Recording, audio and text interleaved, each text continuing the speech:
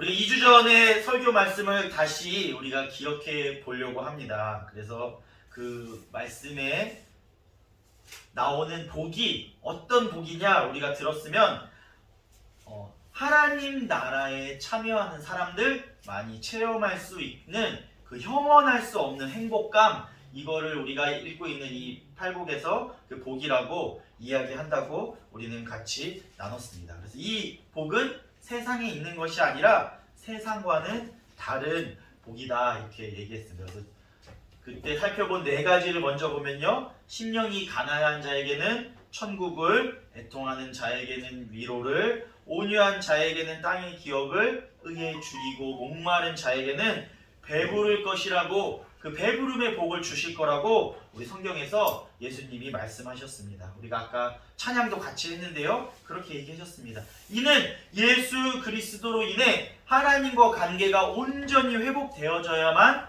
누릴 수 있는 복이라고 말씀드렸습니다. 그러면 오늘은 그 뒤에 예수님이 주시는 복이 어떠한 것들이 있는지 우리가 계속해서 살펴보기를 원합니다. 다섯 번째로 긍휼히 여기는 자를 이야기하고 있습니다. 여기서 긍휼히 여기는 자라는 것은 그 자비로운 자도 이야기하고 있습니다. 그래서 긍휼은 그 궁핍한 사람들, 없는 사람들을 불쌍히 여기는 마음을 가진 사람을 이야기하고 있습니다. 우리가 믿는 하나님, 우리 하나님은 긍휼이 많으신 하나님이십니다. 그리고 우리에게 끊임없이 그 긍휼을 보여주고 계십니다. 우리가 그 긍휼을 받을 자격이 있어서 우리에게 그 긍휼과 은혜를 베풀어 주시는 것이 아니라 하나님이 긍휼하신 분이기 때문에 우리에게 그 은혜를 베풀어 주고 계십니다. 그렇기 때문에 하나님을 믿는 사람들, 하나님 나라의 시민들은 그 긍휼을 똑같이 보여주어야 하는 것입니다. 물론 우리가 살아가는 세상은 긍휼하지 않습니다. 가끔은 교회에도 그 긍휼과 은혜가 없을 때가 있습니다. 세상은 어려운 사람들을 도와주기보다는 고통과 어려움에 있는 사람들을 보고 모른 척하기가 더 사실은 쉽습니다. 그래서 어려운 사람을 도와주면 뉴스에도 나오고 칭찬을 받게 마련입니다. 근데 우리가 어려운 사람들을 외면했다고 해서 그 사람들에게 손가락질을 하거나 그렇진 않죠.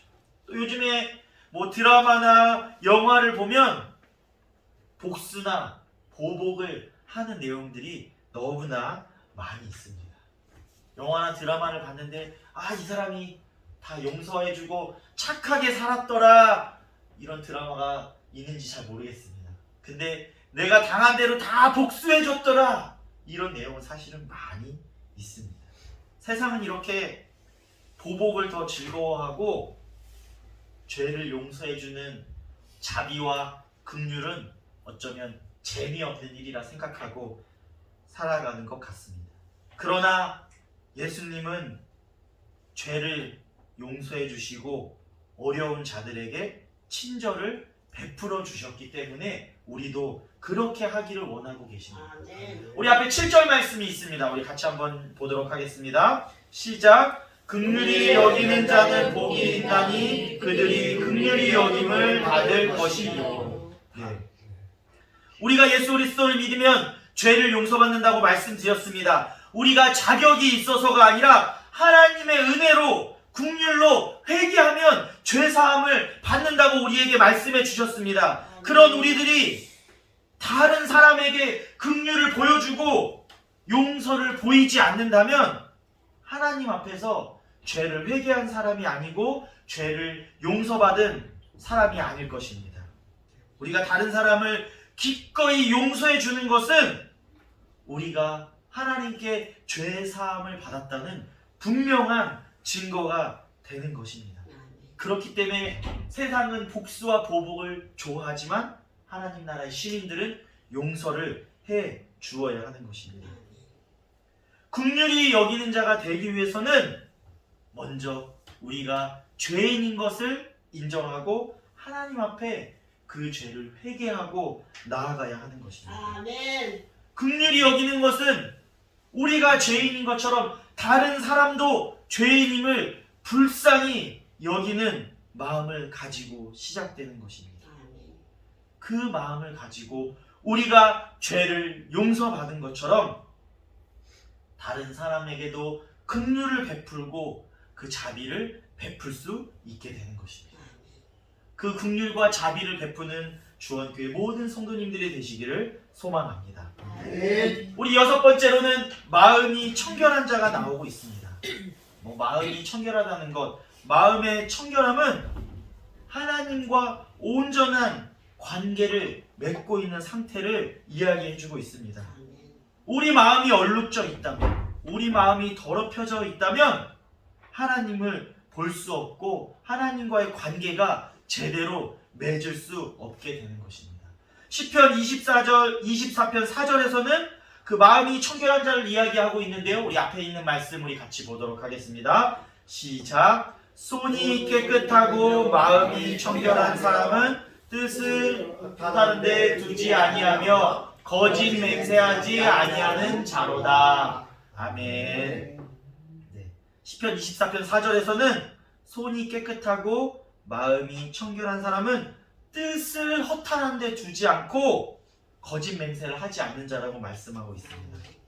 마음이 청결한 사람, 다른 데 마음을 두지 않는 사람은 바로 하나님 한 분만 주목하고 사랑하는 사람이라고 이야기하고 있는 것입니다. 하나님과 관계에서나 사람과의 관계에서 거짓이나 숨김이 없는 사람, 그 사람이 마음이 청결한 사람인 것입니다. 마음이 청결하고 흠없는 사람, 바로 진실한 사람입니다. 사실은 우리가 하나님 앞에서 뭘 숨기려고 해도 숨길 수 없을 것입니다. 하나님은 전지전능하신 분이기 때문입니다.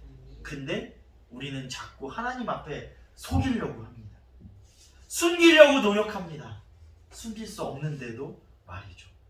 그렇게 마음이 청결하지 않은 사람은 하나님 앞에서 하나님을 기만하고 속이려고 하고 비열하고 위선과 속임수가 있는 사람들입니다. 하나님 앞에서만 그러겠습니까? 세상에도 마찬가지일 것입니다. 마음이 청결한 사람은 하나님 앞에서와 같이 세상에서도 기만적이지 않고 숨기지 않고 비열하거나 위선과 속임수가 없는 사람이 마음이 청결한 사람입니다. 아멘. 근데 아까 말씀드린 것처럼 세상의 많은 사람들은 그와 반대로 살아가고 있습니다. 겉과 속이 다른 사람들이 많이 있습니다. 상황에 따라 가면을 바꿔 쓰면서 사람들 앞에서 위선적으로 살아가는 사람들이 많이 있습니다. 우리의 삶은 어떻습니까? 우리도 세상에 나가면 아니면 교회 앞에서도 그럴지 모릅니다. 세상에서는 세상에서 필요한 가면을 쓰고 또 교회 올 때는 목사와 집사와 권사의 가면을 쓰고 아닌 척하고 교회에 와서 연기하고 있는 사람들이 우리 집 아닌지 돌아보게 됩니다. 그런데 그렇게 살면서 사람들은 속일 수 있을지 모릅니다. 교회 와서 교인인 것처럼 사람들을 속일 수 있습니다. 세상에서 착한 사람인 것처럼 사람들을 속이며 살아갈 수 있지만 예수 그리스도 앞에서는 속일 수 없음을 우리는 기억해야 하는 것입니다. 아멘. 우리가 8절 말씀 앞에 있는데 다시 한번 보도록 하겠습니다. 시작. 마음이 청결한 자는 복이 있나니 그들이 하나님을 볼 것이요. 마음이 청결한 사람만이 하나님을 볼 수 있다고 말씀하고 계십니다. 아멘. 완전히 진실한 사람만이 하나님을 설 때, 하나님 앞에 설 때 하나님을 바라볼 수 있는 것입니다. 왜냐하면 두려움이 있는 사람, 숨김이 있는 사람, 진실되지 않은 사람은 하나님 앞에, 그 청결함 앞에, 그 눈부심 앞에 고개를 들 수 없고 뒤돌아 숨을 수밖에 없기 때문입니다. 하나님께 마음을 두고 하나님과 관계가 온전하고 마음이 청결한 사람만이 하나님을 볼 수 있으며 하나님과 온전한 교제를 맺으며 살아갈 수 있는 사람임을 우리는 기억하시길 바랍니다. 아멘. 예수 그리스도의 복음 앞에 응답하는 사람, 하나님과 완전한 교제로 초청받은 사람들, 그 초청에 응답하며 살아가는 사람들이 하나님을 온전히 볼 수 있는 것입니다. 우리의 마음이 얼마나 진실하고 깨끗하고 청결한지 살펴보며 나아가시기를 소망합니다. 아멘. 7번째로는 화평하게 하는 자가 나오고 있습니다. 예수 그리스도는 하나님과 인간 사이에서 평화를 만드시는 분이십니다.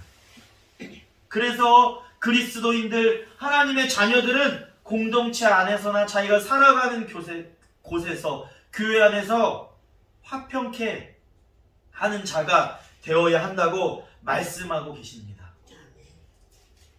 세상과 화평하기 위해서 세상과 타협하라는 것이 아닙니다. 세상을 따라가는 것이 아닙니다. 우리는 스스로 충돌을 추구하거나 충돌의 원인이 되지 말라고 말씀하고 계신 것입니다. 우리는 적극적으로 화평, 그 평화를 구해야 하며 그것을 만들기 위해서 노력해야 하는 것입니다. 왜냐하면 하나님은 화평과 화목을 만드시는 분이기 때문에 우리도 그렇게 살아야 하는 것입니다. 우리 앞에 9절 말씀이 있습니다. 다시 한번 보도록 하겠습니다. 시작. 화평하게 하는 자는 복이 있나니 그들이 하나님의 아들이라 일컬음을 받을 것이므로. 아멘. 화평하게 하는 사람은 하나님의 아들이라 일컬음을 받을 것이라고 말씀하고 있습니다. 그렇게 말씀하시는 이 말씀 가운데 이게 얼마나 놀라운 복인지 우리는 다시 한번 기억해야 하는 것입니다. 하나님은 사람을 사랑하시면서 그들을 화평케 하려고 애쓰시는 분입니다. 그렇기 때문에 친히 이 땅 가운데 하나님의 독생자를 보내주시고 화평하게 하시기 위해 노력하셨습니다. 그런데 이 화평은 아무런 대가가 없이 얻어지지 않습니다. 방금 말씀드린 것처럼 하나님도 이 땅 가운데 화평을 얻기 위해서 독생자를 이 땅에 보내시고 십자가의 보혈로 그 화평을 이루셨습니다. 우리가 그만큼은 아니더라도 우리 삶에서, 우리의 삶의 자리에서 화평을 이루려면 희생이 필요한 일임을 우리는 기억해야 하는 것입니다. 우리 삶에서 화평을 위해서 고통과 불편을 감수해야 할 때가 많이 있습니다. 우리는 상처 입은 사람들에게 내 잘못이 아니지만 사과해야 하는 고통의 자리에 설 때도 있습니다. 우리가 잘못이 아니라고 해서 그 사람들과 싸울 것이 아니라 우리는 사과해야 될 때가 있습니다. 사이가 나쁜 사람들을 풀어주려면 논쟁이 휘말리지 않으려고 많은 노력을 해야 되는 것을 아실 것입니다. 각자의 이야기를 들어주려면 시간이 필요합니다. 편견을 가지지 않고 그러한 이야기를 다 들어주려는 노력이 필요합니다. 또 반대의 입장을 내가 이해하고 이해시키려는 그리고 공감하는 그 능력과 그 공감의 고통이 필요합니다. 그렇게 화평을 이루기 위해서는 많은 노력이 필요합니다. 그 자리 가운데서 내가 말하고 싶지만 큰 소리 치고 싶지만 그렇게 하지 않고 참고 참는 인내와 노력이 필요한 줄 잘 아실 것입니다. 그렇게 시간과 노력을 썼는데도 그 사람들이 화평하지 않고 또 다른 오해를 살 때가 있습니다. 가끔은 내가 그렇게 노력했는데도 배은망덕하게 여길 때도 있을 것입니다. 그러면 나에게 이 모든 화평하게 하는 일들이 또 다른 고통과 근심으로 다가올 때가 있습니다. 그러나 하나님께서 우리에게 화평하라 말씀하셨기 때문에 우리는 그 노력과 근심을 받아들여야 하는 것입니다.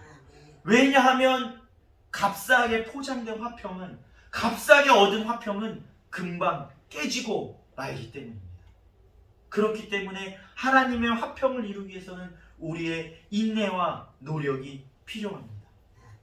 그 일을 잘 감당하는 사람이 세상에서나 하나님 앞에서나 그리스도인, 하나님의 아들이라 불릴 수 있다고 말씀하고 계신 것입니다. 그리스도인이라 하나님의 아들이다 그냥 불릴 수 있는 게 아니라 우리가 인내하고 노력할 때, 그렇게 살아갈 때 불릴 수 있는 것을 우리가 기억하시기를 바랍니다.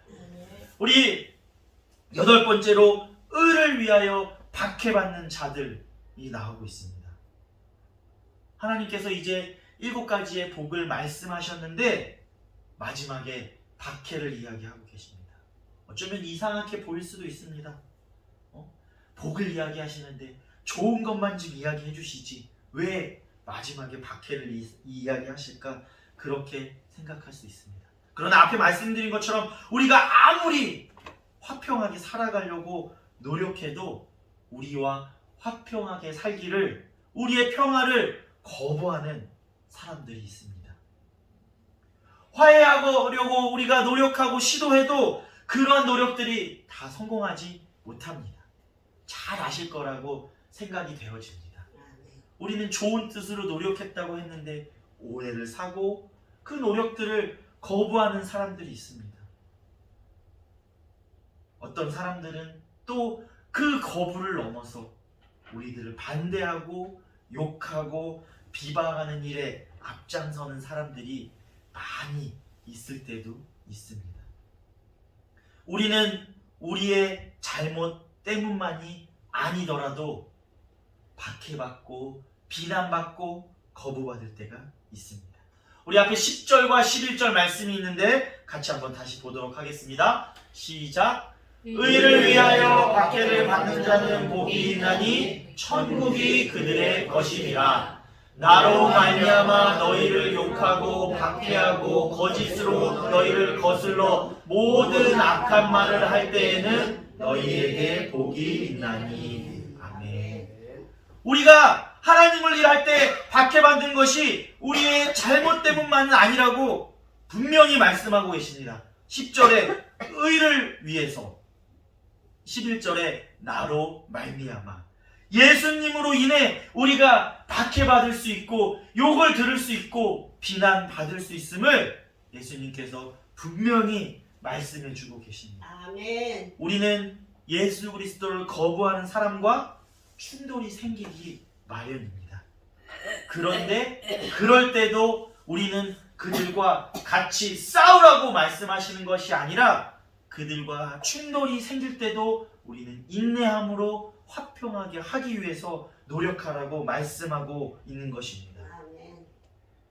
하나님 말씀이 우리는 이제 믿기 때문에, 복음을 받아들이고 믿기 때문에 좋은 말씀이지만 그것을 거부하는 사람들에게는 좋은 말씀으로 들리지 않을 때 있습니다. 그럴 때 우리가 큰 소리 치며 왜 그러냐? 그러면 되겠습니까? 그러면 그들은 또다시 우리를 거부할 것입니다. 그럼에도 불구하고 우리는 인내하고 화평하기 위해 노력해야 하는 것입니다. 우리가 3년간의 이 코로나 시대를 보내면서 이 교회에 나오는 것들이, 교회에서 예배 드리는 일들이 얼마나 가로막히고 얼마나 비난받았는지 제가 굳이 다 일일이 얘기 안 해도 다 잘 아실 줄 믿습니다. 우리의 잘못이 아닌 일까지 우리가 비난을 받을 때도 있었습니다. 우리가 예배하기 위해서 예수 그리스도로 말미암아 박해 받을 때가 우리도 많이 있었습니다. 아멘. 그러나 그로 인해 박해받는 자들에게 복이 있다고 예수님께서 말씀하고 나오고 계신 것입니다. 그러면 예수님은 자기 제자들이 박해받을 때 어떻게 반응하고 어떻게 살아가기를 원하실까요? 우리 12절 말씀 앞에 있는데 우리 같이 한번 보도록 하겠습니다. 시작. 기뻐하고 즐거워하라. 하늘에서 너희의 상이 큼이라. 너희 전에 있던 선지자들도 이같이 박해하였느니라. 아멘. 이렇게 박해받을 때 어떻게 반응하길 원하셨냐면 우리와 생각과 다르게 뭐라고 말씀하셨습니까? 기뻐하고 즐거워하라. 이렇게 말씀하고 계십니다. 우리가 불신자들에게, 하나님을 믿지 못하는 사람들에게 굴복하라.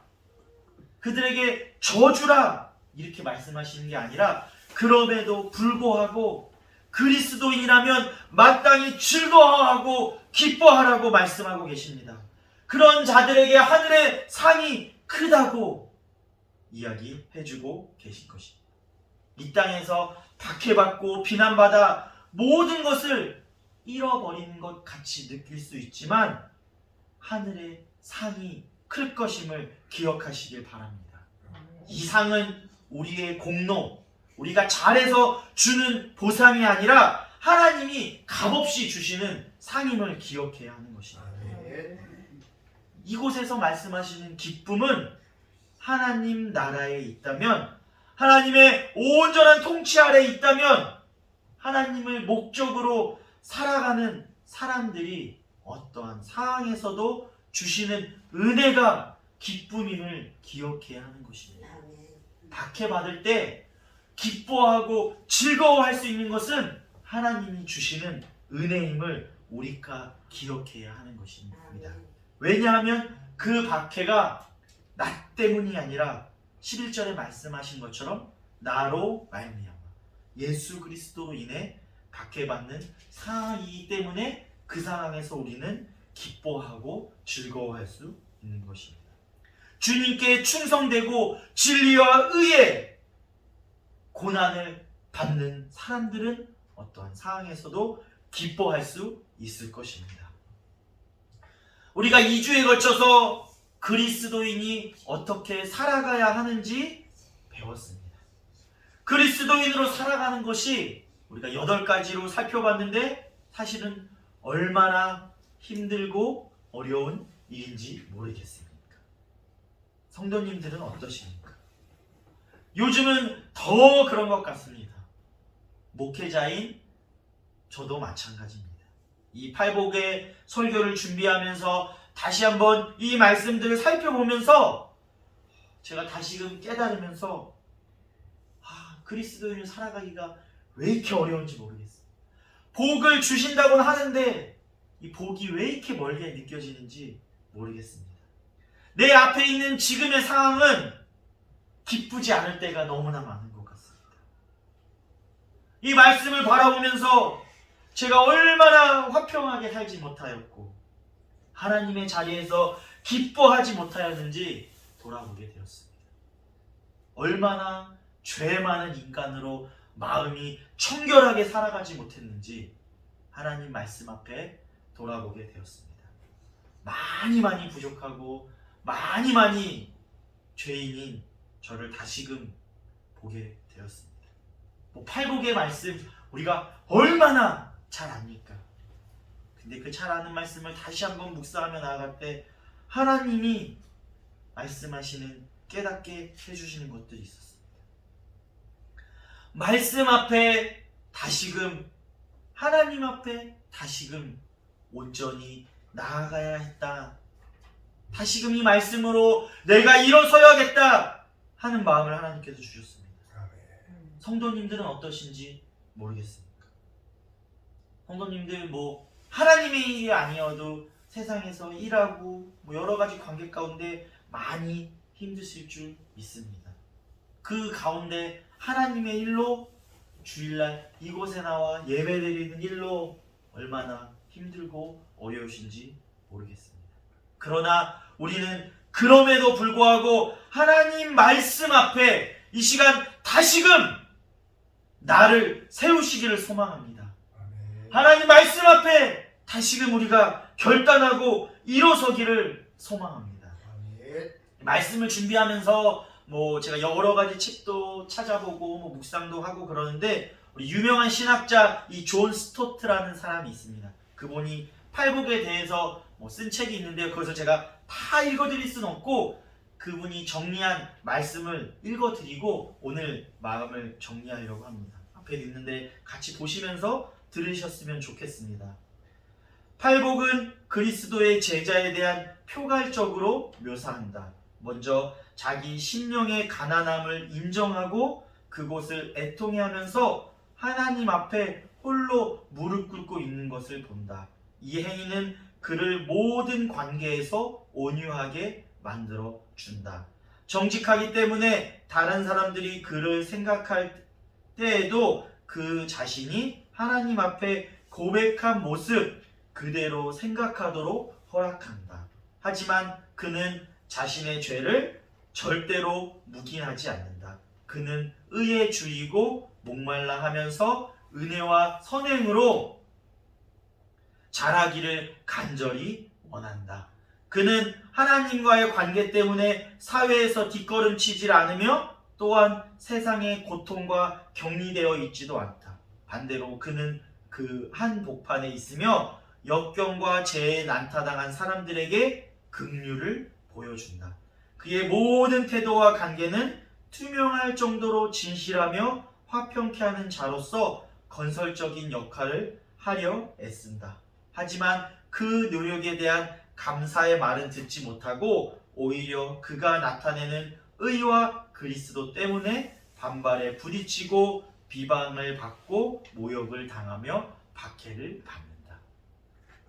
이것이 팔복을 지키며 살아가는 사람의 삶을 간단히 설명해 두고 있는 것인데요. 이것을 들으니까 다시 한번 팔복으로 사는 사람이 대단한 것 같고 이것을 지키며 살아가는 사람이 얼마나 어려운가 다시금 돌아보게 됩니다.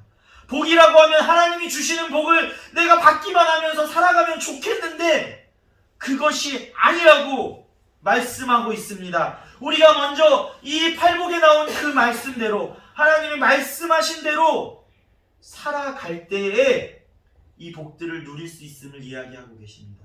또 우리가 생각할 때는 8가지가 있으니까 그 중에 한 가지만이라도 잘해서 한 가지라도 복 받으면서 살아가야지 이렇게 우리가 생각할 때도 있습니다. 그러나 그것이 아니라 이 팔복이 한 가지만 잘해라 이것이 아니라 8가지 모두가 그리스도인들이 해야 할 일임을 이야기하고 있는 것입니다. 이 8가지가 따로따로 떨어져 있는 8가지가 아니라 함께 이 글에 나온 것처럼 함께 가야 되는 것임을 기억하시길 바랍니다. 8가지 모든 것을 우리가 지키며 살아가는 것이 그리스도인들이 해야 할 일이고 그러면 그 가운데 8가지의 모든 복을 주시겠다 말씀하고 계신 것입니다. 아멘. 그렇게 살아가는 사람이 복 있는 사람, 예수 그리스도께 인정받는 사람, 아멘. 그로 인해서 기쁘고 즐거운 사람임을 우리는 기억하시며 살아가시기를 소망합니다. 아멘. 다시 한번 말씀을 정리하면요, 팔복은 천국 백성이 누리는 복입니다. 아멘. 예수 그리스도의 제자임을 그리스도임을 보여주는 징표입니다. 아멘. 세상 속에서 아멘. 제자의 삶을 이렇게 살아가라 말씀하시는 삶의 강령이고 사실은 세상을 바꿀 수 있는 예수 그리스도가 말씀하시는 방식입니다. 아멘. 그런데 이렇게 살아가는 사람은 많지 않습니다. 힘들고 어렵기 때문에 이렇게 살아가는 사람은 아주 적은 힘든 방법입니다. 아멘. 왜냐하면 세상과는 다른 길이고 노력과 대가와 인내가 필요한 좁은 길이기 때문입니다. 아멘. 그 길을 걸어갈 때 이 길이 좁은 길이지만 예수님을 따르는 복된 길임을 기억하시기를 소망합니다. 아멘. 그 길을, 그 좁은 길, 이 팔복의 길을 걸어가며 예수 그리스도께서 주시는 모든 복을 누리는 주원교회 모든 성도님들이 되시기를 주님의 이름으로 축원합니다. 아멘. 우리 이 시간 함께 같이 찬양하며 기도하기를 소망합니다. 오늘 말씀을 들으면서 우리의 마음을 고치시고 우리의 마음을 위로하시고 우리의 마음 가운데 채워주시는 그 하나님의 이름을 높이며 찬양하며 나아가도록 하겠습니다.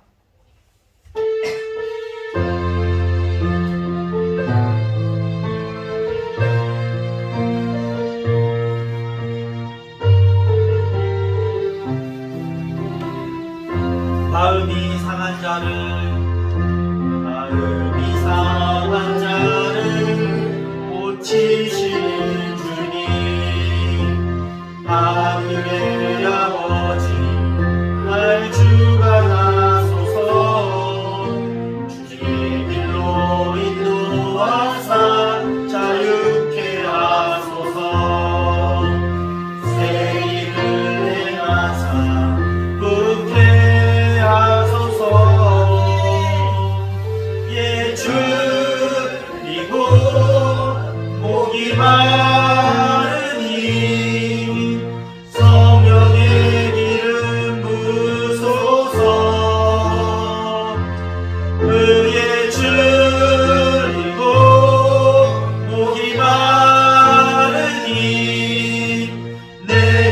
잔을 채워 주소서. 성령으로 채우사 주 보게 하소서. 주의 임재 속에 은혜 알게 하소서. 주 뜻대로 살아가리 세상 그날까지. 나를 믿으시고 새날 열어주소서. 의의 줄이고 복이 많으니 성령의 기름 부소서. 의의 줄이고 복이 많으니 내 잔을 채워 주소. 의에 줄이고 목이 마르니 의에 줄이고 목이 성령의 기름 부소서. 성령의 기름 부소서. 의에 줄이고 목이 마르니 내 잔을 채워 주소서. 이 시간 같이 기도하겠습니다. 사랑이 많으신 하나님 아버지, 감사합니다. 거룩한 주일 이곳에 나와 하나님 앞에 예배드리게 하여 주심을 감사드립니다. 우리는 죄인입니다. 죄가 많은 사람들이고 부족한 연약한 사람들입니다.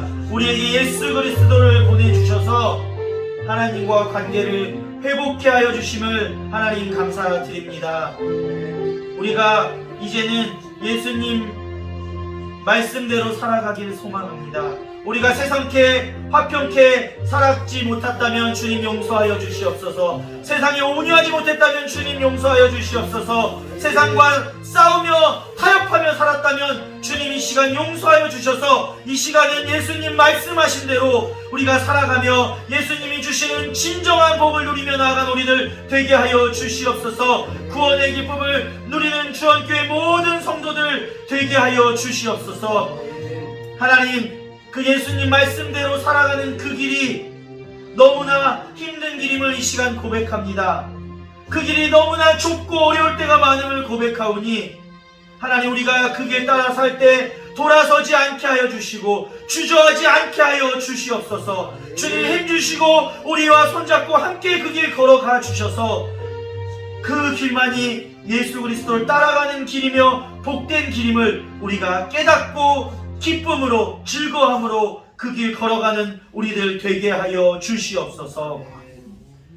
이제는 우리 주 예수 그리스도의 은혜와 하나님의 극진하신 사랑하심과 성령님의 교통 역사하시고 내주임자하시사 충만하심이 세상과는 달라서 멀고 힘들지라도 예수 그리스도를 따라 살아가며 주님이 주시는 그 팔복을 누리며 기쁨으로 살아가기를 소망하는 주원교회와 모든 성도들과 가정과 일터 위에 이제부터 영원까지 함께하기를 간절히 축원하옵나이다. 아멘.